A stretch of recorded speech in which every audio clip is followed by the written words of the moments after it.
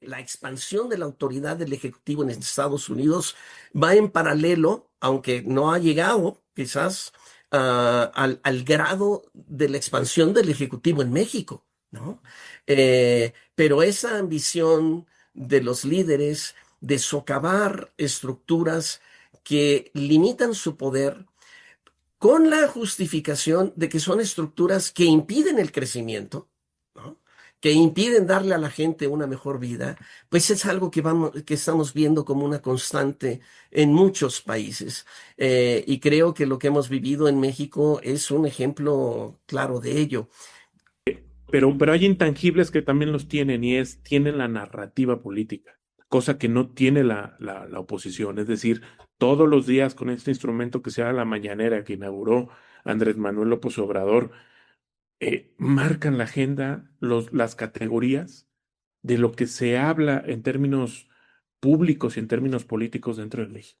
Es decir, y el que controla la narrativa, pues controla la realidad, porque el lenguaje, pues es una herramienta de poder, no solo describe, sino que va construyendo realidades.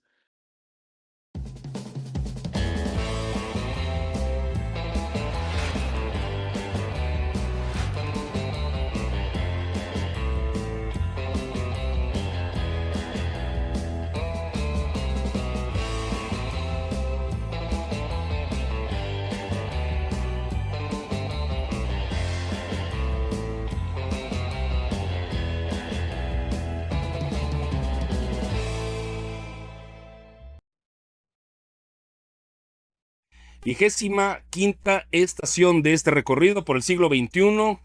Les damos la más cordial bienvenida a la última parada de este viaje realizado por Narramesta 25, los relatos del primer cuarto de siglo. Ya, hermano, episodio año 2025. Sí, Pensábamos que no hermano. lo íbamos a lograr y miren, ya estamos prácticamente, o más bien ya en la última estación. Que también hay una cosa muy particular que platicaba aquí con los invitados antes de entrar. Faltan 18 días, hermano. Puede pasar cualquier cosa aún. De hecho, sí, nada más que ya spoileamos que lo estamos grabando el 13 de diciembre. Y en efecto, tienes toda la razón. Algo puede pasar, cualquier cosa puede pasar, con cualquier cosa nos puede sorprender. Este diciembre, en efecto, en el que estamos grabando el episodio año 2025. Ujú. Pero, y lo hemos dicho en algunas ocasiones, luego es medio complicado tratar de encontrar o tratar de por lo menos abordar no solo la historia reciente, sino la más reciente, y no solo la más reciente, lo que ha ocurrido ahorita en los últimos meses. Y bueno, para justo este 2025, episodio último de todo este recorrido, hemos invitado a dos personas que admiramos, respetamos, queremos mucho, que son verdaderos, no solo conocedores, sino extraordinarios observadores de la realidad política nacional e internacional. Y eventualmente, porque sé que también en ello han sido interventores en la construcción de muchas de las realidades políticas que se han dado en este país a lo largo de los años. Saludo con enorme gusto, si me lo permites, hermano, saludar a mi querido Antonio Carranza. Toño, ¿cómo estás? Un gusto en saludarte. Igualmente, Alejandro, Isaac, no los veía desde el 2010. Ya, ¿verdad? Qué gusto Ya. verlos. 3 lustros. Sí. Y bueno, que encantado de compartir con Boris la charla de hoy. Te agradezco mucho, querido Toño. Y Boris González, también un querido amigo y muy respetado profesional y observador de todo esto. Querido Boris, ¿cómo estás? A ti desde el 2006 que no te vemos. Efectivamente. No, pues gracias a Alejandro, Isaac, Un Antonio gusto. por este espacio de poder pues compartir un poco de análisis, de reflexión de los sucesos pues, que nos han pasado en este año y que también ha pasado de manera internacional, que de cierta manera también nos impacta, ¿no? Así es, y muchas gracias, queridos Boris, Toño. Hermano, pues muchas cosas pasaron en este 2025, ¿no? Ajá. Y, Siguen. y pues bueno, como lo hemos venido diciendo a lo largo de cada episodio, por mérito del tiempo y desde luego de la duración que tienen estos análisis, que nos encantaría abordar todos y cada uno de los aspectos relevantes, porque hay muchos, la verdad, honestamente hay muchos que son relevantes, y no solamente en términos de política, en términos de asuntos internacionales, también cultural, científico incluso, que bueno, la verdad, más allá de que nos hayamos quedado cortos, lo reitero de nueva cuenta, ofrecemos las más sinceras disculpas porque no abordamos todo lo que nos hubiera gustado, siempre ha sido básicamente aleatorio, pero bueno, sí he elegido desde una perspectiva en el sentido de lo que nosotros consideramos aquello que construyó narrativas, genera narrativas, produce una conversación a lo largo del tiempo. Y ahora 2025 hemos tenido una serie de acontecimientos que estamos ciertos que independientemente que están muy cortos a la distancia en términos de su análisis o por lo menos de verlos a lo mejor con mayor amplitud, pues sí estimamos que van a ser bastante importantes en el sentido de que esos acontecimientos marcan agenda, están marcando agenda y van a marcar en el futuro muchos de los hechos que vamos a vivir y que vamos a observar y de los cuales vamos a seguir hablando. Y uno de ellos es, bueno, abrimos el año 2025, 20 de enero de este año, con, pues bueno, el segundo mandato, aunque no consecutivo, de Donald Trump. Se ha dicho demasiado en torno a él, pero no lo suficiente. Y por eso es que yo quisiera, querido Toño, que nos dieras así como que para abrir boca, en tu opinión, la llegada de Trump, segundo mandato no consecutivo, amenaza de un tercero, ahí sí el consecutivo, pero vaya, parece que vino con todo, parece que vino así realmente con la espada desenvainada, y pues tú que tienes una experiencia extraordinaria en el análisis de todo esto, ¿qué observas de entrada y para abrir boca? Mira, yo creo que el 2025 ha sido un buen año para la presidenta. Es el año de alguna forma de transición, siendo el primer año entre lo que es el legado del presidente López Obrador y lo que ella quiere construir como el propio.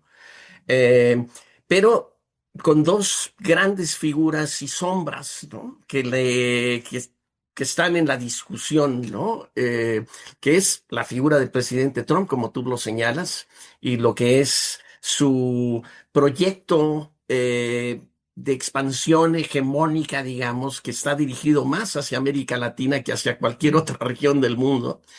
Y también la sombra de su predecedor, ¿no? Del presidente López Obrador, que pues termina el año con grandeza, ¿no? Y creo que esos dos elementos, estas dos figuras, han marcado un poco su año. Yo creo que menos el presidente López Obrador. Creo que la idea de la presencia del presidente López Obrador está más del lado de gente de la oposición, de gente que quisiera ver cambios, que quisiera ver rupturas, que quisiera ver sangre política, no tanto en gran parte de la población mexicana que está de acuerdo con el gobierno, que apoya a la presidenta y que ve esa continuidad como una continuidad favorable. Pero aún así, en términos de narrativas, están esas dos. Es la presidenta, una presidenta que reacciona por presiones de Estados Unidos. Es la presidenta, una persona que es manipulada por su antecesor. Es parte de la gran discusión del año, ¿no? Interesante porque en efecto suele ser, y lo hemos hablado, ¿no, hermano? De la vorágine de discusión y conversación que se da todos los días, y evidentemente a través de las redes digitales, que de repente hacer como que esta abstracción regular para poder ver un poco más allá del árbol y tratar de ver el bosque, luego se complica, ¿no? Entonces, estos dos, en efecto, muchas veces, pues desde luego se habla desde donde se vive en la feria, ¿no? La oposición siempre va a ver todo mal, que desde luego hay faltas, pero luego tocaremos eso. Y desde luego el gobierno y todo lo que respalda al régimen, pues vaya, pero me parece muy interesante este apunte en el sentido de que en efecto, o sea, a lo mejor hemos exagerado mucho de lo que vemos regularmente, pero no, parece que no le ha ido tan mal, y sobre todo con un Trump verdaderamente echado para adelante y con toda la disposición de meterse en agendas más allá, evidentemente, de la suya, ¿no? Y Boris, ¿tú cómo ves el inicio y cómo ves este aspecto? Yo creo que aquí tenemos que considerar algún tema muy específico. En la campaña presidencial de Estados Unidos, recordemos que el presidente Trump llega también con un atentado, ¿no? Contra su vida. Y trae una narrativa que no nada más es de esta campaña electoral y de etapa de gobierno, sino que viene de la anterior, pero una narrativa sumamente muy belicosa, muy beligerante. Pero en el primer mandato que tuvo Trump, pues realmente se quedó mucho en una cuestión discursiva como de alimentar a las bases electorales de Estados Unidos con ciertas políticas muy cuestionables a nivel internacional, pero en esta ocasión vemos que esa narración o esa narrativa que tiene, pues realmente se ha instrumentado y las primeras decisiones que toma Trump, pues es una guerra comercial, ¿no? Es decir, este sentido de trazar o imponer impuestos a la economía para poder reactivar económicamente, militarmente y tecnológicamente Estados Unidos implica todo un proceso económico, inclusive una recesión económica a nivel global por las altas impuestos que se pusieron del 25, del 50. Evidentemente, la realidad económica del planeta pues no le permitió soportar o ejercer esa presión, pero el trasfondo que estamos viendo pues es una guerra económica contra un país que evidentemente en menos de 30 años, que es China, se convirtió en una potencia militar, económica, política, donde de cierta manera hubo una reconfiguración del poder político a nivel internacional, donde antes Estados Unidos era la hegemonía del planeta, ¿no? Después de la caída del muro de Berlín, ahora vemos que no, que ya hay una política, pues vamos a llamarle de multipolar, donde descansan en varias, Estados Unidos, China, Rusia, Unión Europea en su conjunto, ¿no? Entonces, en ese sentido, yo creo que más allá ya del discurso está implementando pues, una guerra económica, ¿no? Que hay que ver con cuidado y que desafortunadamente considero yo, porque es desafortunado para nuestro país, pues también le toca porque somos vecinos y tenemos un tratado de libre comercio con ellos, pero también gran parte de nuestra economía está enlazada a la economía de Estados Unidos, ¿no? Toño, y fíjate ahorita que me comentaba esto, Boris, me parece muy sugerente. Hay una intención de Trump, ¿no? Desde luego, y vaya, él encarna esto que muchas veces se ha discutido en torno a esta disputa entre autoritarismo, democracia o populismo, democracia, el populismo de derecha y democracia. Y es alguien que ha concentrado mucho poder y que si puede, si mal no recuerdo, abrió el año con 200,000 decretos ejecutivos con tal de no pasar por el Congreso. Es decir, vaya, mientras pueda, lo que pueda, reconstruyo. ¿Por qué? Porque hay una neohegemonía por un lado y toda esta idea, que luego la aterrizamos también en México, ya no es tanto de izquierdas, derechas, ya no es tanto de geometría política. ¿Cómo lo ves tú? ¿Estaríamos en la antesala de una nueva discusión en términos de hacia dónde se ubican una de dos, o las ideologías, o los comportamientos, o los grados o no de concentración del poder? ¿A ti qué te sugiere esto tú y que yo y muchos de los que aquí venimos, desde luego, de unas escuelas en las que era muy marcada la parte de izquierda-derecha, o izquierda moderada, o incluso hasta izquierda radical, o de derecha, o de centro-derecha hasta ultraderecha? ¿Algo te sugiere toda esta nueva reconfiguración, no solo en México, en Estados Unidos, sino pretendiendo ser un poquito más ambicioso en el mundo? ¿Te sugiere algo todo esto, querido Toño? Claro que sí. Yo creo que todavía no estamos en ese momento en el que cambiemos paradigmas. Eh, estas, eh, eh, eh, Estos conceptos continúan normando nuestra manera de pensar. No hay algo que lo sustituya. De la misma manera que todavía no hay algo que sustituya un índice de crecimiento como el PIB para definir el- la salud de una economía, ¿no? Que es algo que el presidente López Obrador en su momento ofreció hacer y iba a convocar a economistas y nunca ocurrió. Y es algo que la propia presidenta también trata de hacer, ese nuevo desarrollo de conceptos. Pero es algo sin duda que este grupo de personas construye, porque construyes nuevas realidades y esas nuevas realidades necesitan de nuevos conceptos. Entonces, sin duda los estamos viendo emerger en todo, no sé si en todo el mundo, no sé si en Asia estemos viendo una cosa así, lo dudo, es así tan amplio como es la discusión en Europa y en América en general. Pero sí creo que tienes razón, que hay un proceso de deterioro de nuestras economías y de la capacidad de las economías de satisfacer las necesidades de los habitantes. Y eso se traslada a la incapacidad de las élites políticas de construir esas bases económicas sólidas que permitan que la gente aspire a cosas.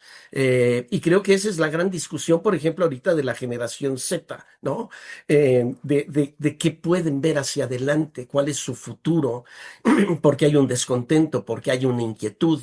Y regresando un poco a tu concepto de si la izquierda o la derecha, cuando tú te pones a ver la discusión actual sobre la generación Z, pues no es de izquierda ni de derecha, ya Exacto, es un tema exacto. generacional, ¿no? No importa, no importa cómo pienses en términos de tu fidelidad política, es de qué generación estás hablando. Y lo ves quizás en actitudes políticas de baby boomers, ¿no? Y cómo se expresan políticamente con respecto a otros jóvenes. Entonces, creo que sí hay una construcción. Pero regresando un poco a la parte política, sin duda tenemos liderazgos que aprovechan y han aprovechado esta debilidad de la democracia para entregar buenos resultados, para destruir desde la democracia lo que habíamos nosotros contemplado como las bases esenciales de nuestra vida, ¿no? La expansión de la autoridad del Ejecutivo en Estados Unidos va en paralelo, aunque no ha llegado quizás al grado de la expansión del Ejecutivo en México, ¿no? Pero esa ambición de los líderes de socavar estructuras que limitan su poder con la justificación de que son estructuras que impiden el crecimiento, ¿no? Que impiden darle a la gente una mejor vida, pues es algo que estamos viendo como una constante en muchos países. Y creo que lo que hemos vivido en México es un ejemplo claro de ello. La presidenta de México es hoy una mujer poderosa, independientemente de lo que digan las revistas internacionales, porque tiene bajo su control, fíjate, prácticamente a través de las gubernaturas, tres cuartas partes del país, ¿no? Tiene el Congreso, tiene la influencia de la Suprema Corte, tiene alineada a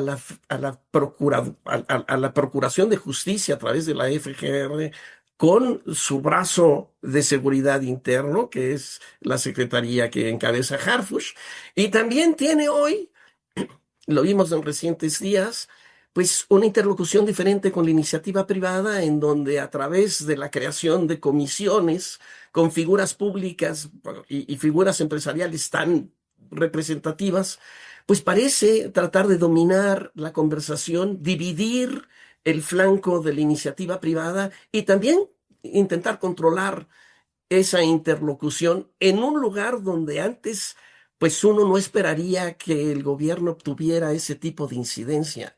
Así que ahí va una respuesta larga para regresar a México y decir, mira, esto que se vive, esto que discutes tú con respecto a a otros líderes en el mundo. En el caso de México es mucho más palpable y debe ser un caso de estudio. Y, a ver, yo nada más para redondear un poco lo que dice Antonio, Sí, que creo que es muy acertada su participación. Yo me atrevo a decir que Sheinbaum tiene más poder dentro de su país que Trump en su país. ok, Evidentemente, en el sentido de que tienen la presidencia, tienen los congresos, las dos cámaras en mayorías absolutas, totalmente. tienen 26 gubernaturas con sus congresos locales, tienen la Suprema Corte, tienen la Fiscalía, tienen el INE, ¿no? Creo que lo único que les falta es el Tribunal Electoral y eso pues, lo tienen parcialmente controlado, ¿no? O la UNAM, Entonces, pero hay intangibles que también los tienen y tienen la narrativa política, cosa que no tiene la oposición. Es decir, todos los días con este instrumento que se llama la mañanera que inauguró Andrés Manuel López Obrador, marcan la agenda, las categorías de lo que se habla en términos públicos y en términos políticos dentro de México. Es decir, y el que controla la narrativa, pues controla la realidad, porque el lenguaje, pues es una herramienta de poder, no solo describe, sino que va construyendo realidades. Entonces, lo importante aquí es, y la crítica que yo hacía antes de que empezara el partido, pues es que si la oposición sigue teniendo como voceros a Alito Moreno, a Lili Telles, a Xóchitl Gálvez, a Sandra Cuevas, pues ellos no construyen narrativa, esa es una participación estridente. De hecho, la oposición es una oposición muy acotada, muy pequeña, pero muy ruidosa. Pero si vemos en términos de estructura de poder, pues quien tiene esa estructura de poder, pues es el gobierno, es Morena, vamos a llamarla así. Mm. Pero coincido, coincido en esta mesa de que los clivajes ideológicos ya no son como cuando nosotros crecimos, ¿no? Que si había una distinción eh, de proyecto de nación, de categoría, de representación. Ahora no. Ahora, pues veamos la elección del 2018 cuando Morena llega al poder. Ahí entró Lili Telles, ahí entró Manuel Espino, ahí entró una cantidad de priistas y de panistas, de priistas y Germán de Martínez, panistas, un ex presidente del Germán PAN. Martínez, ¿no? Entonces, pues realmente yo veo más bien a Morena como convirtiéndose como un instrumento de administrar el poder, como lo fue el PRI en su momento, ¿no? El PRI se tira al centro y a partir de ahí administra el poder. A veces se carga un poco a la izquierda, a veces se carga un poco a la derecha, dependiendo cómo estuviera el ambiente internacional. Y yo veo que Morena se está consolidando como una fuerza no hegemónica, pero sí predominante, ¿no? En el cual puede determinar desde estructuras de poder, de ejercicio de poder práctico, ¿no? Más allá del discurso, pero también la agenda. ¿Y qué hacen, por ejemplo, los medios de comunicación? Repiten la agenda en la mañanera. No hay ni siquiera una agenda de medios específica. Por ejemplo, yo decía, quien maneja la narrativa construye la realidad. Y es, por ejemplo, en el caso de Andrés Manuel, ¿no? Por ejemplo, en el caso de Calderón, que llamó guerra contra el narco, ¿no? Cuando asesinaban a un civil, no era asesinar a un civil, era un daño colateral, ¿no? Y entonces ya te marca otra categoría, ¿no? El Andrés Manuel para llamar al ejército, para quitar esta bruma de militarización, decía que el ejército era el pueblo uniformado, ¿no? Entonces, vas creando categorías en la cual pues la oposición está perdida, no crea categorías. En el caso de Uruapa, del asesinato de Carlos Manso, más bien en el coche bomba que acaba de pasar, primero se abre una carpeta de terrorismo en la fiscalía y después dice, no, no, no, no, es delincuencia organizada, ¿no? Entonces, yo me hice a la tarea de buscar en el Código Penal Federal, pues que si se entendía, teníamos un concepto dentro de esta narrativa que era terrorismo, y en el artículo 139 define qué es terrorismo. Dice, actos violentos mediante sustancias tóxicas, armas, explosivos, incendio, inundación o cualquier medio violento contra bienes o personas que produzcan alarma, temor o terror en la población para afectar la seguridad nacional o presionar a las autoridades o particulares. Entonces, en este sentido, considero yo que la oposición no trae una narrativa y mientras no construye una narrativa, ¿sí? No tiene la posibilidad realmente de poner una agenda y de construir una oposición que permita de cierta manera ejercer el poder, ¿no? Porque el poder pues, se tiene que ejercer. No veo alternativa en este sentido de cómo la oposición puede ejercer, ¿no? Entonces, y de ahí se pueden derivar otro tipo de razonamientos y de cuestiones, ¿no? De hasta de control específico dentro de los medios, ¿no? Toño, Yo quisiera sí, comentar que coincido obviamente con lo que comenta Boris, eh, pero quisiera también provocar un poquito, porque creo que buena parte de la narrativa que ha dado sostén al a los gobiernos de la 4T, están siendo hoy retadas, eh, y retadas precisamente por grupos internos. Quisiera referirme a las manifestaciones, por ejemplo, de agricultores, de transportistas.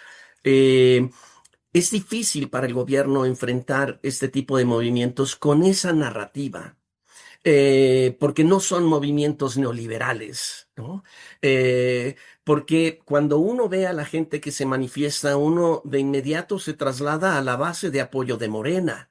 No es gente que viva en un código postal, que haya votado por la oposición, porque también sus reclamos son reclamos que resuenan en la ciudadanía, porque venimos de sufrir inseguridad, porque cualquiera diría, oye, qué mala onda que alguien no pueda recibir por una tonelada de maíz suficiente para darle de comer a su gente en el campo. Y porque muchos de estos grupos, sin duda, han sido beneficiados por algún tipo de programa social. Sus hijos,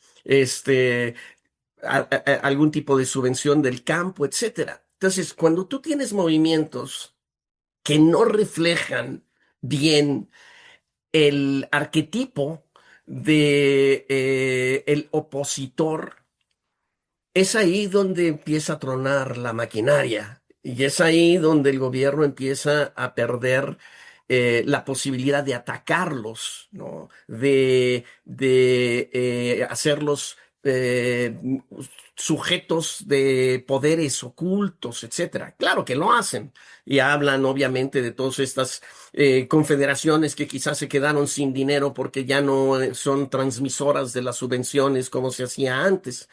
Pero es difícil para el gobierno hoy enfrentar esto, de la misma manera que es difícil enfrentar la crítica cuando uno ve las encuestas de que es un gobierno que lucha contra la corrupción y que cero impunidad.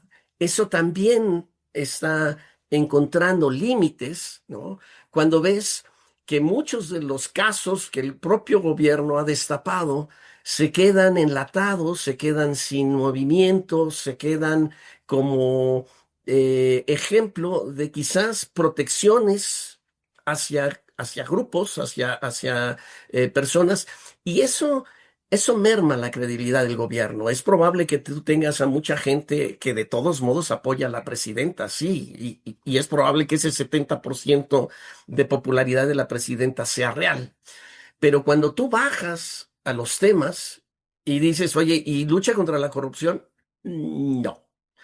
¿Y está generando crecimiento económico? No. Entonces, creo que para mí, hacia el 2026, uno de los grandes retos del gobierno es cómo adaptar una narrativa a una realidad que va a permear, una realidad de baja generación de empleo, una realidad de bajo crecimiento económico. Tenemos 7 años de no crecer más que 1% con un país cuya población crece a más de esa tasa y deja a un lado a muchísimos jóvenes regresando a la generación Z. Entonces, ¿qué tanto tiene de gasolina esa narrativa? Es poca. Yo no creo que eso pueda ser sostenible con esos términos en los próximos meses incluso, donde, en donde necesitas conversar de una forma distinta. Y yo creo que lo veo regresando un poco a las acciones hacia la iniciativa privada. esa idea de cómo convenzo a estos empresarios a los que he demeritado, a los que he criticado, que son parte, obviamente, de los que no me dejan gobernar, ¿no? De que le metan dinero al país, porque yo soy incapaz de meterle suficiente dinero en inversión para poder detonar un crecimiento. Y no hay ahí la suficiente confianza. Es ahí donde la narrativa también se traduce en bajo crecimiento. Entonces, si no cambias la narrativa, vas a tener un constante deterioro, ¿no? Vas a perder legitimidad, pero también vas a tener un bajo crecimiento económico, porque las narrativas construyen confianza. Las narrativas tienen que hacerte sentir que otra persona no va a tomar provecho de ti. Y la realidad es que pensamos hoy los mexicanos que hay alguien que se beneficia, que hay alguien en este gobierno que se está haciendo rico, que hay alguien en este gobierno que está tomando dinero que me corresponde. Y eso creo que va a permear y va a ir minando la credibilidad del gobierno, y la narrativa actual no da para eso, no es suficiente. Es interesante cómo en las intervenciones que han tenido ambos, por un lado, eh, hay un cuestionamiento, me parece genuino, a la oposición política, ¿no? Cuando nos referimos a oposición política nos referimos a la partidista, en justo esta ausencia de contrapeso político, narrativo, y a lo mejor pueden haber ahí una serie de aspectos no tan claros, en el sentido de que muy probablemente les convenga a los liderazgos que hoy tienen estos partidos el estar o mantenerse en ese tamaño y no hacer más, porque bueno, las prebendas que siguen recibiendo son importantes. Pero más allá de eso, en efecto, no lo hay desde esa oposición política. Pero regresando y retomando, más que regresando, retomando a lo que dices, querido Toño, vamos a pensar que así como lo dice la presidenta Sheinbaum, esto no es un corte de caja a su gobierno, es una continuidad, ¿no? Entonces, estamos hablando de que van 7 años de un nuevo régimen y pues está en la comezón del séptimo año. Y en esa comezón del séptimo año, pues ya están emergiendo esas faltas, emergiendo esto que tú apuntas, de que muy probablemente hay posturas, posicionamientos, agenda y narrativa, no necesariamente como lo vemos desde la oposición política, sino de distintos grupos que se están viendo afectados en su dinámica interna y la gestión, y esa es hacia donde quisiera apuntar con ustedes, la gestión del régimen en esto, pues está un tanto cuanto cuestionable, porque si bien pudiéramos hablar de una suerte de contradicción de que, a ver, hay grupos que reciben ayudas gubernamentales, pero al no ser suficiente, evidentemente van a salir con protestas sociales, van a salir con manifestaciones, van a salir a cuestionar de manera natural, pero por otro lado el régimen parece que no está respondiendo de una manera importante, porque el hecho de que hayan llegado como un mare magnum al poder puede causar cierta soberbia, y la gestión de la crisis como que todavía no la están agarrando. Entonces tienen que agarrarse de, a ver, júntate a los empresarios, aunque yo estoy sobre uno de ellos, pero para que no lanzar una imagen de que estamos contra ellos, ¿no? A ver, agárrate a la negociación con Trump, porque pues si bien nos puede patear de una manera considerable, vamos a decirle a nuestra base aquí interna de que todo está bien y me voy allá o dialogo por teléfono para tratar de gestionar. ¿Hacia dónde apunto? Hacia que si está acaso aprendiendo en este séptimo año el régimen, en este 2025, a verdaderamente saldar o no las crisis que se le presentan, independientemente que responde con narrativas que algunos dicen o conversación polarizadora, está aprendiendo, lo está logrando, tiene déficits. ¿Hacia dónde apuntaría esta gestión del poder del actual régimen? A ver, Boris, si nos pudieras ahí ilustrar con algo. Yo creo que tanto el gobierno federal como la oposición no han sabido administrar los errores de cada uno de ellos, ¿no? Tenemos efectivamente movimientos sociales muy legítimos, ¿no? De ciertos grupos y ciertas generaciones, vamos a llamarles así, en el cual la oposición de la manera muy burda, muy estridente, se sube a estas manifestaciones naturales y de repente vemos en la manifestación de la generación Z, pues a gente como Acosta Naranjo, ¿no? Que pues no tiene nada de generación Z. De hecho, políticamente, perdón la expresión, pero huele a rancio, o sea, no es generación Z. No sé ni siquiera en qué categoría poner. Vemos a Xochitl Gálvez, vemos a la misma oposición que no tiene una narrativa, tratándose de montar, ¿sí?, en movimientos que Pero es que todavía si no no hay acaban de... liderazgos, Boris, si ya no hay liderazgos, es que no hay nuevos liderazgos.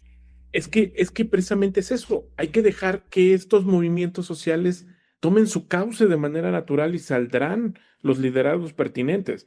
Pero si a un movimiento de generación Z, X, Y o como se le quiera llamar, vas y le anquilosas una oposición que es impresentable, pues evidentemente pierde legitimidad este movimiento social.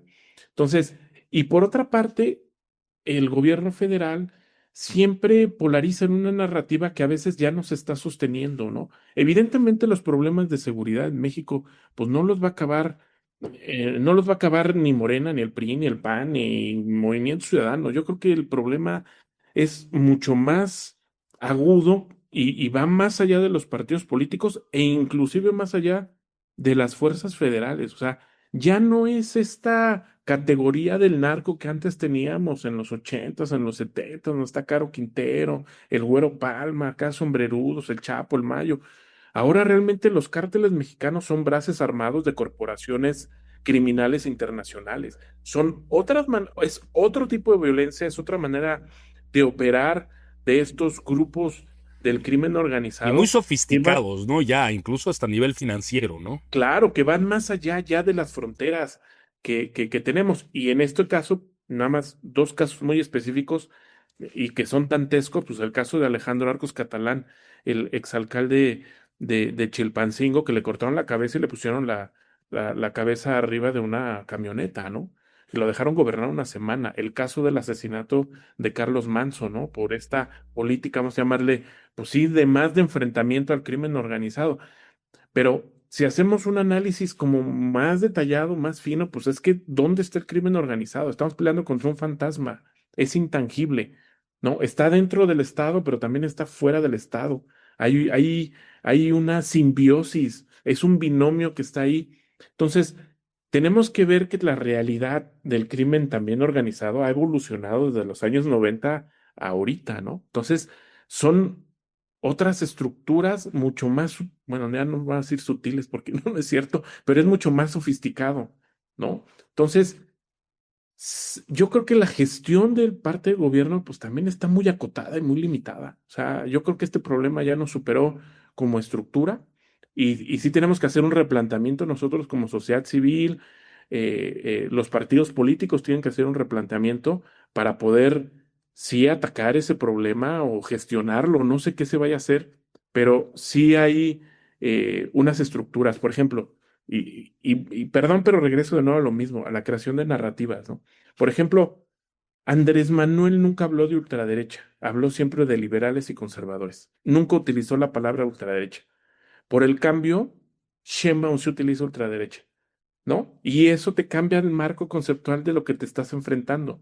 Andrés Manuel siempre dijo, independientemente de cómo ejerciera el poder, siempre dijo, no son mis enemigos, son mis adversarios, ¿no? Es decir, este manejo retórico, de hecho, sitúa esta nueva fundación del México moderno de la 4T, ¿no? En comparación con el modelo neoliberal salinista, en esta refundación del Estado mexicano, pues precisamente lo articula con nuevas categorías para poder fundar un nuevo Estado moderno con otras categorías.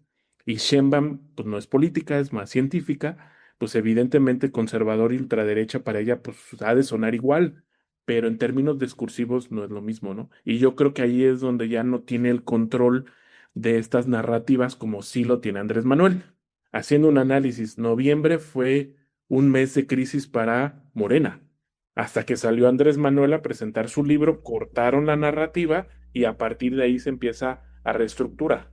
Sale primero, último día de noviembre, 1 de diciembre, Andrés Manuel presentando su libro. 6 de diciembre hacen la Marcha del Tigre y recuperan la agenda mediática y política que habían perdido, que la tenía la oposición y que tampoco la supo gestionar, ¿no? Toño. Bueno, creo que fortaleciendo un poco el argumento de Boris, hay una narrativa de una oposición que en realidad no existe.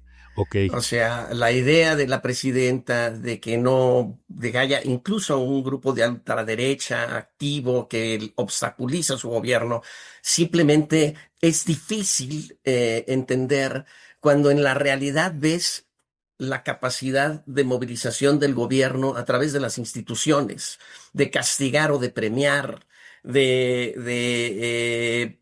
acabar con la mínima crítica. Así que esta creación de una oposición que pudiera de alguna forma obstaculizar al gobierno, pues es una narrativa totalmente vacía.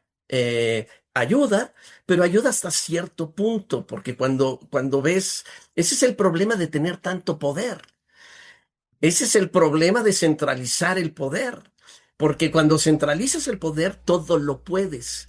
Interesante, sí. Pero si eres incapaz de resolver problemas, entonces eres un inepto. Y cuando regresamos al tema que apuntaba bien Boris de noviembre, para mí noviembre es, regresando a tu pregunta, Alejandro, es un mes que ejemplifica las limitaciones de capacidad de gobernar. Y la presidenta tiene ese problema porque eh, para el ciudadano común, eh, lo que hace la presidenta Sheinbaum es muy lejano, ¿no? Está en la Ciudad de México y el gobierno federal no está en todas partes. Pero cuando se te inunda Poza Rica, ¿no? Cuando se te inunda tu pequeña población en Hidalgo, cuando tienes una situación de desastre y no tienes gobernadores o presidentes municipales que actúen de manera eficaz, ese es ahí el gran reto, al que le tiene que entrar la presidenta porque tiene alrededor una caterva de gente incapaz en los diferentes niveles de gobierno. Entonces, ¿qué significa gobierno? ¿Qué significa noviembre? ¿No? Octubre, noviembre, entre inundaciones y el asesinato de Carlos Manso. Pues una clara evidencia, número uno, de que el gobierno es incompetente, que no te puede asegurar tu vida, ¿no? E incluso si le pones protección, ¿no? Número dos, ¿no? Que la seguridad sigue siendo un tema que resuena en todo el país. Número tres, que esta idea de la inteligencia en la que se ha basado buena parte de la nueva estrategia de seguridad tiene sus limitaciones. Porque todos sabían que iban a matar a Carlos Manso, hasta había pedido protección. Y no hay inteligencia alguna que prevenga que alguien vaya y lo asesine. Número cuatro, ¿no? Te da una idea de la indolencia de los morenistas, ¿no? ¿Cuánto tardaron los líderes del Congreso en salir a defender a la presidenta, en apoyar las acciones, en actuar de manera integral, ¿no? Eh, pues no lo hicieron, ¿no? Entonces, te das cuenta de que el mayor obstáculo que tiene la presidenta no está afuera, no es en el que ella crea, en el que ella habla, ¿no? Sino en la realidad del ejercicio del poder, en la incapacidad del gobierno de atender las mínimas necesidades de la gente y en la realidad de los gobernadores y presidentes municipales de su partido que son incapaces de responder. Cuando tú regresas un poco a el desprestigio en el gobierno del presidente Peña Nieto, el desprestigio del PRI, muchos se lo achacamos precisamente a que emergieron esta nueva camada de líderes priistas que acabaron siendo unos pillos, ¿no? Los dos Duartes que acabaron, pues, Claro. Borges. pues, Borge en bancarrota sus estados, ellos huyendo y acabando en la Lozoya. cárcel, ¿no? Claro.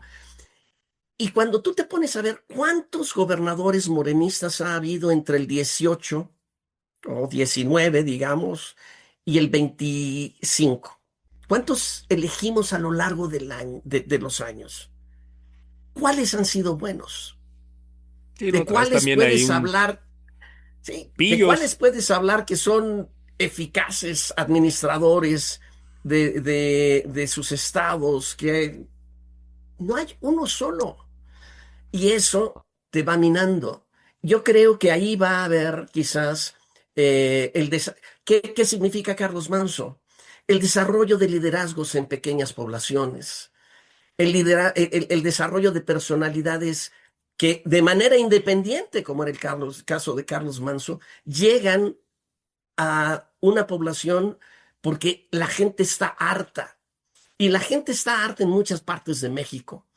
Quizás la oposición como la conocemos no pueda estructurar todavía eso porque han sido incapaces, Sí. pero existe una oposición ahí. Existe una oposición que toma otro cuerpo. Y creo que es lo que vamos a ver en los próximos años, quizás estas expresiones en donde la gente. No sé qué pueda pasar en Poza Rica, no recuerdo toda la historia de Poza Rica, pero había un presidente municipal electo que estaba en el tribunal electoral luchando porque sí se le diera la presidencia municipal o no, etcétera. Pero creo que así como ocurrió en los años del 95 al 2000, en que el PAN adquirió fuerza para poder aspirar a la presidencia porque ganaba Mérida, porque ganaba Morelia, porque ganaba pequeñas Bastiones, ¿no? Concretos, poblaciones sí. que luego se convirtieron en punta de lanza para algo más grande. Creo que nosotros desde donde estamos, desafortunadamente, no tenemos ese mapa. No somos capaces de ver lo que está pasando dentro de Michoacán, dentro de Nayarit, dentro de Guerrero. Pero debe de haber ahí las semillas de ciertos cambios de gente que nuevamente, quizás sin ningún tipo de inclinación ideológica, ¿no? O partidista, ¿no? Diga, yo quiero algo diferente para mi comunidad y empiece a cuestionar las estructuras. Y es ahí donde creo que vamos a ver en los próximos años la emergencia de liderazgos que no estamos anticipando todavía y no vemos en el panorama nacional. Yo aquí quisiera como acotar un poquito, y Adelante. efectivamente concuerdo con Antonio en el sentido de decir, cuántos servidores públicos de Morena han gobernado y cuántos han sido buenos, pero también no perder la perspectiva es cuántos gobernadores de Morena ha habido que han sido del PRI y del PAN y que nada más se cambiaron la camiseta, ¿no? Llegando a estos clivajes Sí, hay varios. ideológicos, ¿no? Sí. ¿Cuántos presidentes municipales que ahorita gobiernan Pero con esto la sería sigla de tema, Morena? querido Boris. O sea, ¿Vale? digo, hay un chapulineo político que es, vaya, se ha dado desde hace ya bastante tiempo. Y que no extraña, vaya, no debiera de ser, o por lo menos no es ético políticamente lo mejor. Pero la verdad es que, en efecto, o sea, Morena es la reedición del viejo PRI, ¿sí? Y entonces se cachó a medio mundo porque a Andrés así lo hizo. Quien quiera están las puertas abiertas. Y la verdad es que, siendo francos, gente que ha sido muy astuta políticamente, pues dijo, pues de aquí soy, ¿sí? De aquí me guardan el expediente, al menos no lo muestran, y sobrevivo, lo cual hace de la política, francamente, un ejercicio deplorable si es que ese fuera la motivación, ¿no? Por Pero eso, aún, yo aún lo cuando, que decía aún es, cuando Boris, Boris, perdón, nada más A para ver, completar adelante. un poco la idea, Boris termina y adelante, Toño. para completar la idea es precisamente eso, es Gracias. decir, el sistema de partidos en México está colapsado. Por eso cuando hablamos de oposición, pues ¿de qué oposición estamos hablando? Porque todos están en Morena.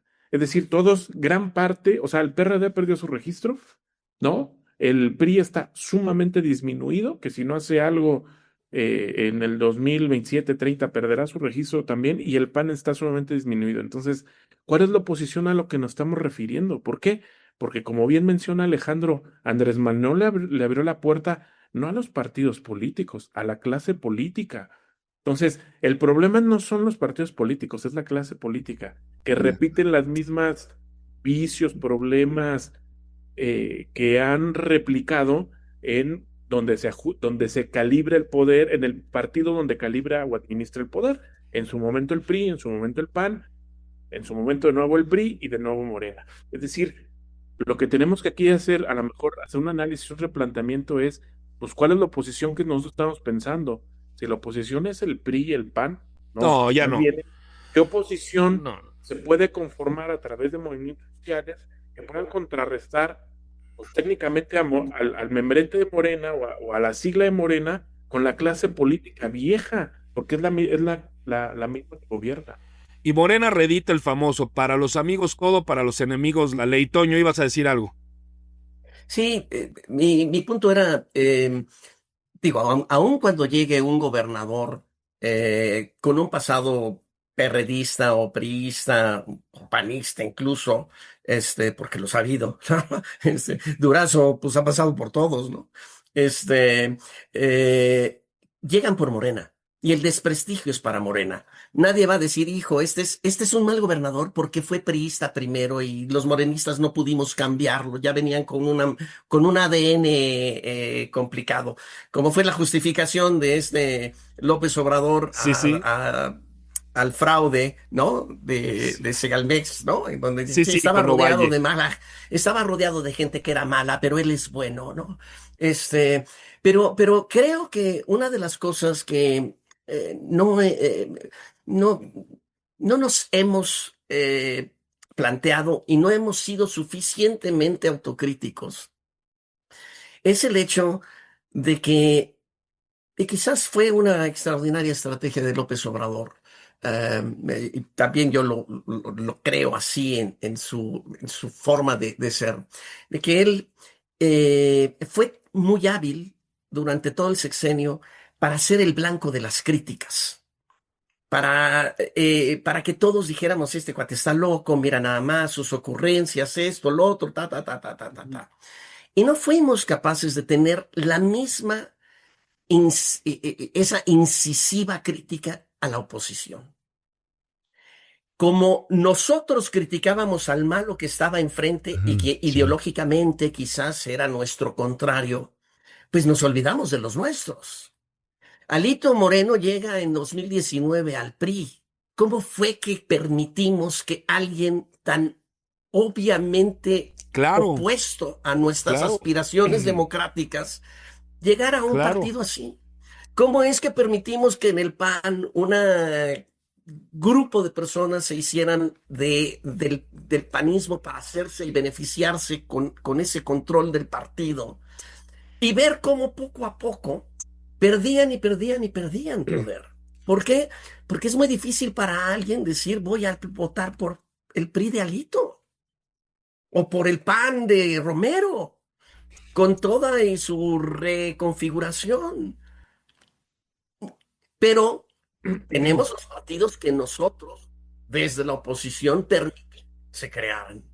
Porque si hubiéramos tenido 6 años de crítica constante a que en los partidos de oposición hubiera una reforma y existieran realmente nuevos liderazgos no tocados por la corrupción, tendríamos quizás una estructura de oposición distinta. Sí, algo hubiera Pero, pasado. pero nos distrajimos. Pues adelante, Veros Bobis. Sí, ¿Vas a yo comentar creo que algo? el sistema de partidos en México está en crisis. Ese es como el análisis como más profundo que yo puedo ver. Yo creo que el sistema electoral en México estaba abriendo una puerta muy interesante con las candidaturas ciudadanas. Evidentemente estaban muy acotadas porque pedían más requisitos que para formar un partido político. Pero yo creo que lo que tenemos ahorita como oposición, pues precisamente es la crisis de partidos y que hay que repensar en esta posible que viene el próximo año 2026, una reforma política y una reforma electoral en México, evidentemente no va a ser para hacer una apertura a las voces, pero pues, sí nos tenemos que cuestionar si los partidos políticos realmente son los instrumentos institucionales para poder acceder al poder y administrarlo, ¿no? O sea, yo creo que también están rebasados, no representan realmente a muchos de las inquietudes, problemas e intereses que pueda tener muchos grupos sociales, y sería replantearnos si los partidos políticos realmente están funcionando, porque además tienen un presupuesto multimillonario anual, si realmente están representando y funcionando como representantes y contrapesos de este poder político, ¿no? Hermano, pues yo creo que ya perfilamos el cierre, ¿no? Sí, sí, estoy muy, muy atento con todo lo que están aquí proponiendo Boris y Antonio. Es muy reflexivo. Yo quisiera hacer una pregunta, hermano, para Por cerrar. favor, adelante. Desde mi ingenuidad individual, social y política, es que la oposición no puede o no quiere hacer narrativas, porque lo veo así, ¿no? Desde mi lugar como ciudadano. No quieren, no pueden, no son capaces. ¿Qué dirían?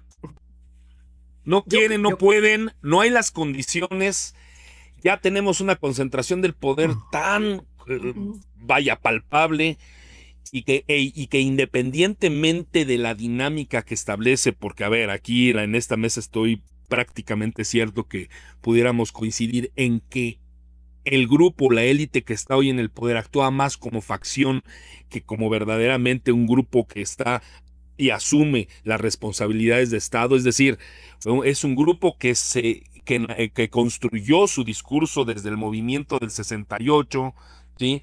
El famoso, toda esta vertiente hacia el Partido Comunista de los 70s, ¿sí? El fraude electoral del 88, por fin el arribo a la Ciudad de México con el cardenismo en el 97, el plantón del 2006, y por fin, 50 años después de esta lucha histórica, construyen toda una narrativa para decir, llegamos 50 años después al poder. Y reconfiguraron todo, ¿sí? Reconfiguraron, la verdad es que todo, y estamos todos ahí metidos. Y esta inquietud que tiene mi querido Zach sobre, a ver, ¿qué pasó con demonios? Ya mencionaste algo, querido Toño, pero ese no quieren, no pueden, no les conviene. Yo les pediría, para efectos de perfilar el cierre, si nos pudieran invitar un poco a esta reflexión o responder esta parte y decir, además, ¿cómo pudiéramos resumir este 2025 de cara a lo que viene? ¿Quién quisiera, para no verme yo autoritario, un populista autoritario en designar a alguien? Por favor, como en la asamblea, quien quiera, adelante primero. Yo creo que no están pudiendo. No están pudiendo. Ajá, yo creo que tienen problemas estructurales los partidos de oposición. Una, no se han dedicado a hacer cuadros políticos y la visión de la política que tienen son limitadas en algunos casos. No han hecho cuadros políticos y vemos a Morena cómo en tan poco tiempo se ha hecho cuadros políticos. Pueden ser cuestionables o no, en capacidad, en lo que quieran. Pero ahí está la que hoy es presidenta del partido, que fue secretaria de Gobernación y fue secretaria de la Secretaría de El trabajo. Tenemos a Nale, que fue diputada y gobernadora, bueno, fue senadora con licencia, secretaria de Energía y gobernadora. Es decir, sí hay carreras políticas que Morena sí ha ido creciendo. En el caso del PRI, pues el PRI se ha ido disminuido. Platicaba con un amigo que si Alito quisiera hacer una reunión con sus gobernadores, pues necesitaría una mesa de 3, ¿no? O sea, de ese es el tamaño y la imagen Sí. que un partido que antes tenía todo, pues ahora vamos a hacer una reunión de gobernadores y con una mesa de 3 sillas es más que suficiente para ese partido. Y el PAN tiene una visión, creo yo, no de formación política. Por ejemplo, el expresidente del partido, que ahorita es senador, que fue senador de Michoacán, Germán en vez Martínez. de, no, ahorita es senador de Michoacán, ahorita me acuerdo. Ah, Pero en vez de hacer una escuela de cuadros políticos, es una escuela de influencers, ¿no? Y dices, ¿cuál es la visión de política que traes? ¿No? O sea, el Partido Acción Nacional sacando como un logro una escuela de influencers. Y dices, ¿cuál es la visión y la óptica que tienes como partido político? Entonces, no están pudiendo porque pues hay crisis dentro de los partidos y también las personas que han dirigido esos partidos pues no han sido las más capaces, ¿no? Y lo dejaría hasta ahí. Toño, por Y, favor, y luego perdón, perfilamos y el sí tiempo. tienen gente Ajá. capaz, ¿eh? O sea, sí tienen gente capaz los partidos, pero pues no están llegando. Y nada más lo voy a poner así. Por ejemplo, está Beatriz Paredes en el PRI y está Lito, ¿no? Y cuando los comparas en términos políticos y de carrera política, pues sí hay una gran diferencia, ¿no? No, no, Lo no que es pasa es cuestión del la ley partido. de hierro de la oligarquía al final del día en los partidos políticos. Por muy chiquitos o grandes que sean, hay un grupo que concentra el poder, ¿sí? Y que no permite el flujo de lo demás. Así Todos es. hemos visto, hay gente en el PAN, como lo dices, muy valiosa, priistas que conocemos muy valiosos, verdaderamente gente docta, gente con interés, gente con un ánimo y disposición genuinos por hacer algo, pero a ver, este Alito que vaya, huele a corrupción de aquí a Venus, o de aquí a Plutón, ¿no? O Jorge Romero y su liderazgo del cártel que sacrificaron a una de sus piezas, ¿sí? Que les encarcelaron con tal de que ya nadie más toque, ¿sí? Entonces, de eso no hablan. Sí, entonces evidentemente la credibilidad está en otro lado y sobre todo la gestión de esta de la oposición, me refiero en términos de postura y desde luego de posicionamiento, pues va un poco o un mutuo, como lo bien lo apuntaba Toño, hacia ya particularidades muy específicas de aspectos muy concretos que los transportistas, que los agricultores, que en el municipio de tal lugar. Entonces, pero están emergiendo y dentro del proceso histórico y político de todo esto, muy probablemente tarde, ¿sí? Tarde en cuajar algo importante. Perdónenme, Toño, adelante, a la respuesta de si quieren o no puede la oposición construir algo. Yo creo que no pueden, pero sí podrían. Creo que hay mucho margen para Totalmente. poder, para poder desarrollar una buena narrativa. El gran problema que tienen es que no se salen de su propio grupo. O sea, para poder ganar, aspirar a ganar el poder en México, tienes que hablarle a una gran cantidad de mexicanos con los que no se identifican, a los que no les pueden decir absolutamente nada relevante. Entonces, ese es en parte el gran problema. Se hablan a sí mismos, ¿no? Y están tratando de mejorar, de ganar el 30% de la gente que quizás no sea de la 4T, pero no llegas al poder así. Claro, es Entonces, muy poco. ¿cómo le haces para hablarle a alguien que recibe hoy un programa social? ¿Cómo le haces para hablar con alguien que se sube a una pecera todos los días para después de hora y media llegar a un trabajo, arriesgando su integridad física? ¿Cómo le hablas a un joven que no encuentra trabajo? Esas son las narrativas que hay que pulir y no las tienen. Eh, pero, pero sí existe la beta para hacerlo. Existe una gran beta para exponer la incapacidad del gobierno, para hacerle ver a la gente que alguien no está respondiendo a sus necesidades. Aun cuando reciban hoy un programa social, hay muchísimas cosas que la gente no tiene.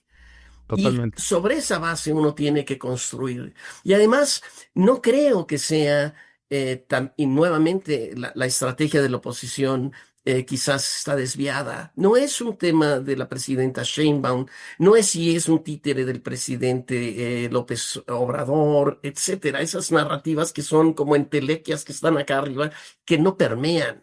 Aquí lo que uno tiene que decir es quién es un inepto y cómo lo expongo. ¿Quién es ese gobernador que no responde? ¿Quién es ese secretario de Estado que no responde? ¿Quién es ese secretario de Estado que es un inepto? ¿Quién es ese jefe de alguna institución paraestatal que no me da respuesta? Esos son los verdaderos peones a los que la oposición debería de estar confrontando, porque esos son los que va a sacrificar la presidenta. Cuitláhuac García, ¿cuánta vida puede tener una persona ahí cuando viene arrastrando miles de millones de pesos presupuestados sin explicación, que se gastaron sin que haya una justificación real? Y viven. ¿Y dónde estaba la oposición para destruir a Cuauhtémoc Blanco? ¿Y dónde estaba la oposición para poder construir narrativas de gente endeble? Que está, es un castillo de naipes y no hay nadie que le sople. ¿Por qué? Pues porque también, además de la narrativa, necesitas mensajero.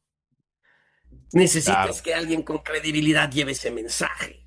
sí. Y la oposición no tiene a alguien todavía creíble, quizás lo pueda construir sin duda, pero no tiene nadie creíble para poder mandar esos mensajes y que realmente se caigan las cartas. No hay nadie con ese aliento, con ese poder de soplo, con esa capacidad de decir, yo no tengo mancha, yo tengo una historia, y creo que sí los Exacto. hay, creo que hay gobernadores de oposición que pueden estar ahí, pero no tienes ni mensaje ni mensajero. Bueno, hay que construirlo, sin duda, pero si la pregunta es, ¿no quieren o no pueden?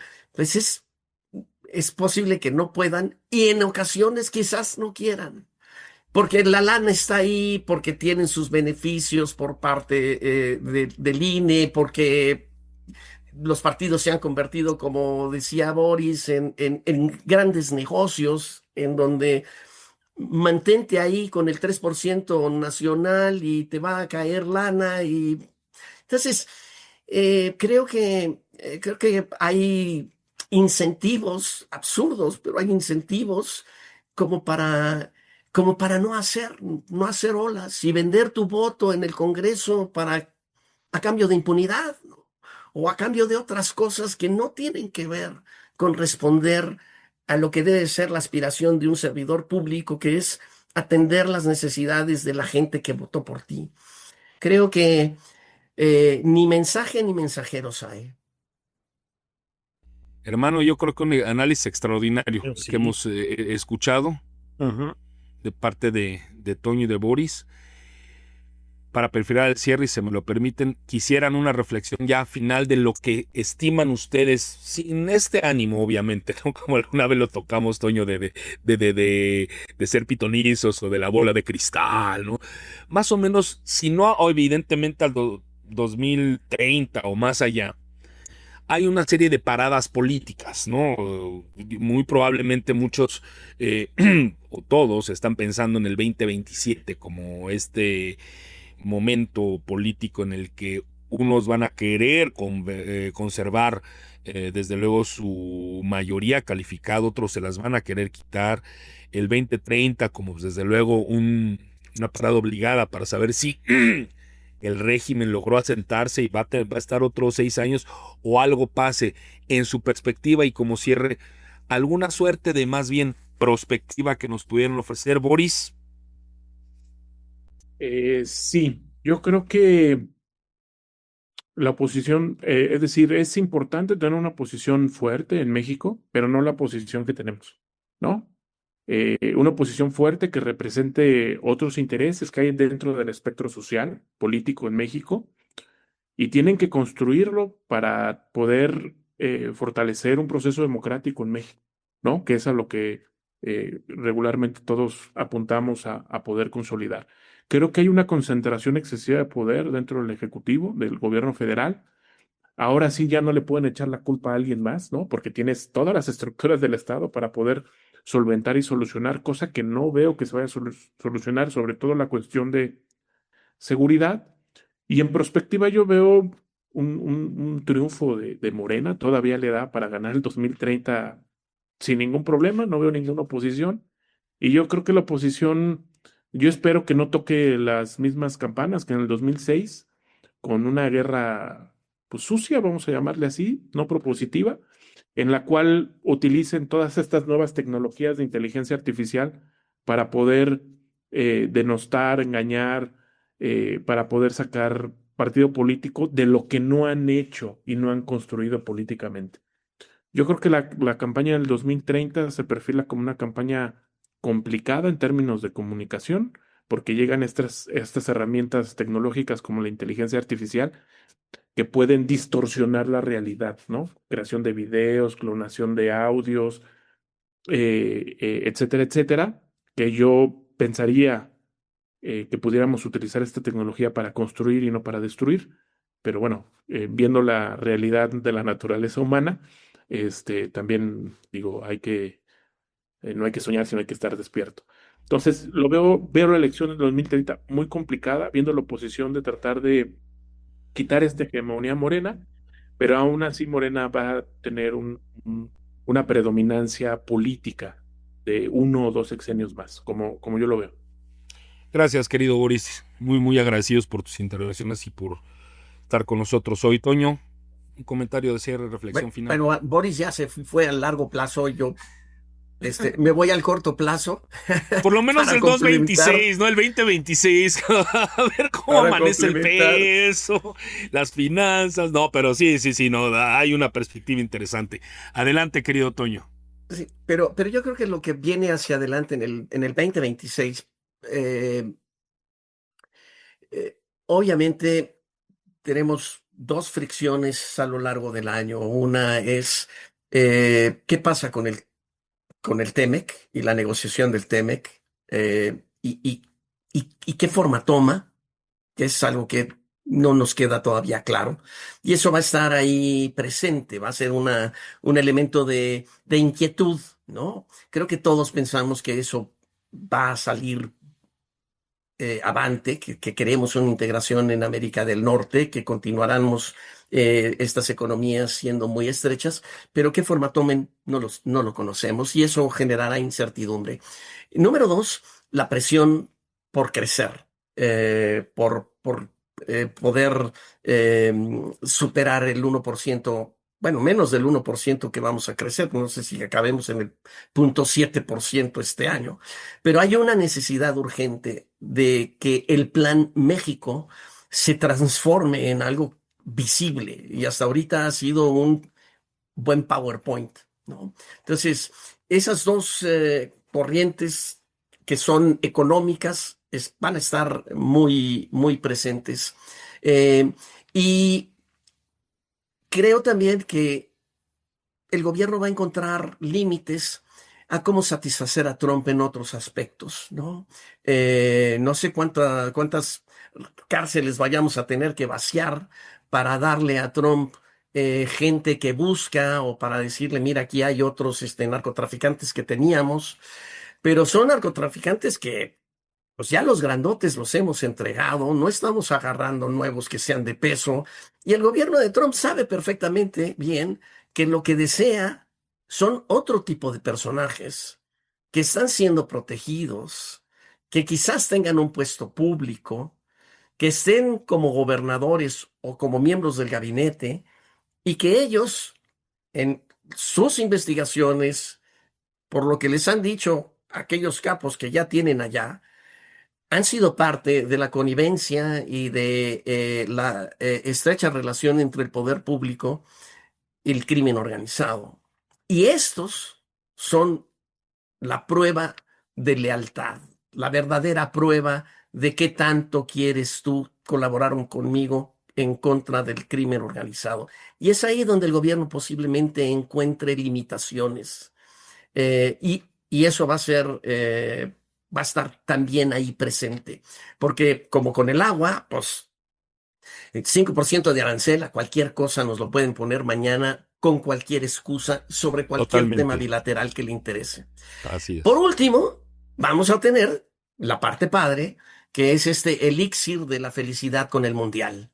Entonces, prácticamente entre mayo y agosto, México no va a haber otra vivir conversación. otra cosa van a pasar muchísimas cosas y vamos a estar totalmente pensando en si México pasa, como platicamos en otra ocasión, Sí, sí. al quinto partido y y si no lo hacemos, de todos modos vamos a estar felices con todos los partidos que va a haber del Mundial, etcétera. Entonces, Claro. vamos a tener ese momento de alegría y de felicidad de alguna forma encubierta, pero vamos a regresar a un septiembre y a un cierre de año que puede también tener otras sorpresas, ¿no? Si estas dos corrientes abajo no sabemos manejarlas bien. Hasta ahí dejaría mi comentario. Pero bueno, el 2026 ojalá sea un año que podamos aprovechar para resolver muchos de los temas que hemos aquí puesto sobre la mesa en la construcción de un México mejor. Querido Toño, de veras, mil gracias. De veras, esas reflexiones. Querido Boris, también reflexiones, intercambio, retroalimentación bastante nutrida de una mirada a lo próximo, a lo que viene, 2026, y también, ¿por qué no una mirada a largo plazo que es importante tenerla, así como luego le hacen las empresas, ¿no? De decir, a ver, en 5 años, ¿cómo vamos a estar? Y cuando uno voltea y dice, qué bárbaros, son impresionantes, a veces sí le sale, ¿eh? Pero siempre es importante tener al menos la intención de la mirada en distintos momentos del tiempo que ustedes nos han ofrecido, y sobre todo también de un año 2025 que, como todos los años, la verdad, de este primer cuarto de siglo ha estado interesante, ha estado movido, que tiene sus particularidades, que tenemos un México en un canal radicalmente diferente a lo que fue el inicio de este siglo, los primeros, por lo menos incluso hasta los primeros años, y que bueno, que es retador, que es desafiante, y que pues nos exige a muchos, a todos, por lo menos estar atentos a lo que venga. De veras, mil gracias por haber estado con nosotros, querido Toño, Boris, hermano, ¿cómo viste? Híjole, es muy interesante para reflexionar. Nos ponen en una situación donde, bueno, ya vemos que el mundial va a ser una fantasía y un encubridora, ¿no? Para solventarlo, pero a lo mejor, tal como dice Antonio, el septiembre despertemos con la cruda, ¿no? Con la resaca del mundial. Despertamos y México seguía ahí. Exacto, despertamos y México ahí Sí, sí. seguía. Sí, sí, sí.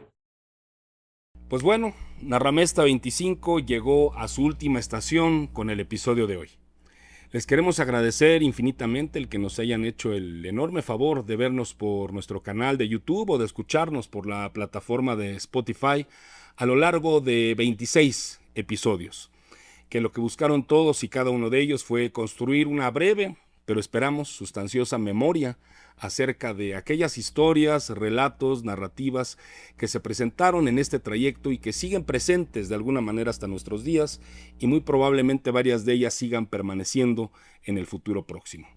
Me permito tomarles un par de minutos nada más para dejar de manifiesto mi particular agradecimiento a aquellas personas que hicieron posible este proyecto. Desde luego a ti, mi querido Zach, por tu enorme talento, pero sobre todo por tu fraterno acompañamiento y plena disposición siempre y en todo momento. De veras, muchas, muchas gracias. A mi César Huidobro, porque de veras sin ti esto no hubiera sido francamente posible. A Javo Galván, su talento en el diseño de arte. A Gina Rodríguez por su dirección y comentarios a este podcast. Comentarios siempre acuciosos, pero genuinos, inteligentes y siempre, siempre sinceros. Y finalmente, pues, a quienes estuvieron con nosotros en cada episodio y que le dieron sustancia y riqueza al contenido del proyecto con sus extraordinarias aportaciones. A todas y a todos los invitados que estuvieron presentes con nosotros, de verdad, muchas, muchas gracias por su talento, disposición y, sobre todo, su generosidad para con el proyecto. Se nos fue, pues, ya este primer cuarto de siglo de este siglo XXI, esperando, deseando, confiando, pero sobre todo a seguir luchando por hacer de los siguientes años para México y el mundo un lugar mejor para todos. En nombre de los que se fueron, de los que estamos y por los que vienen, que así sea. Muchas gracias de verdad por habernos acompañado. Hasta entonces.